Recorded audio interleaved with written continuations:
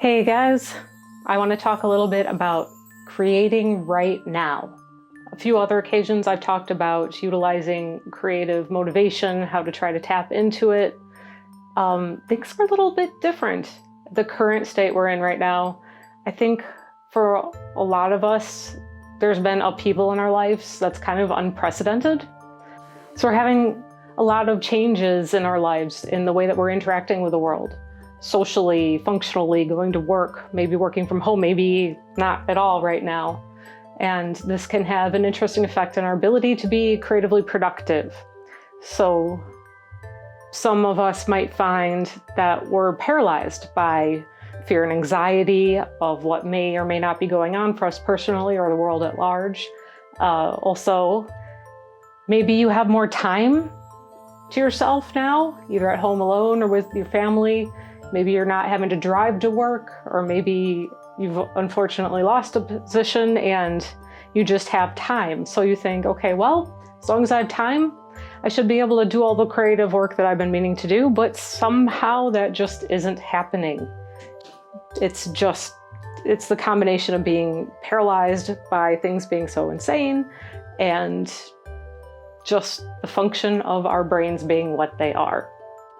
But the thing is that being creative is exceptionally good for us. It's good for stress. It's good for just mental well-being.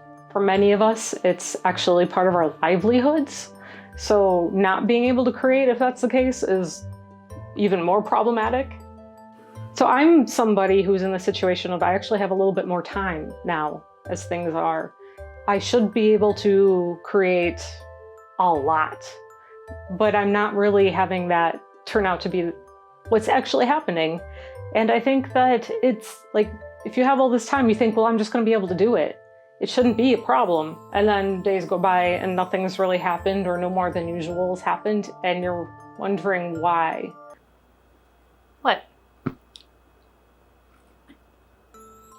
And I think it comes down to our brains just don't function that way for a lot of us. Maybe if you're super type A and organized, you do and you can, but I know for myself, as your kind of stereotypically scattered artist, it hasn't worked for me. And the biggest problem is a lack of routine. Any routine that I used to have is kind of out the window at this point. So I think it's really important to consider setting up your own personal routine. If you don't have a time you have to get up in the morning, or you don't have a set schedule for what needs to happen throughout the day, or you have chunks of time, I think that it's going to be really important to set aside specific time for possibly specific tasks. I think you have to be careful. We don't want to go from having no structure to saying, I'm going to structure out 9 hours of my day tomorrow, what exactly I'm going to be doing and where my breaks are, because we know that we can set ourselves up for failure if we overdo it. So it might be something to ease into.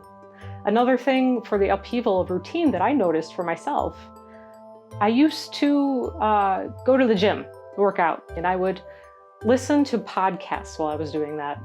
And they were podcasts about creativity and production, whether it was art or creating videos on YouTube or whatever it was.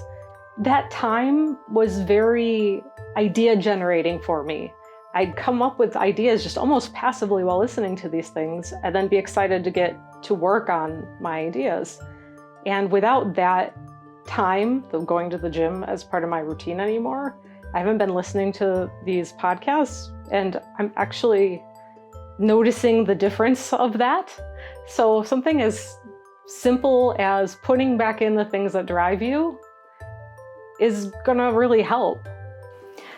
Another recommendation I would make, I've mentioned this book before, and it's Amy Congdon's Find Your Artistic Voice, The Essential Guide to Working Your Creative Magic. And I have to say that I finished this book this last week, and it has really been incredibly inspiring. It really gives you practical talk about what it is to find your creative voice, and how do you get there, and how do you need to put in the work, and how to change your mindset to not set yourself up for failure. And that's been really wonderful. I would recommend this to anybody. It's written from the standpoint of making art, But I think the same information applies across the board to any creative endeavor.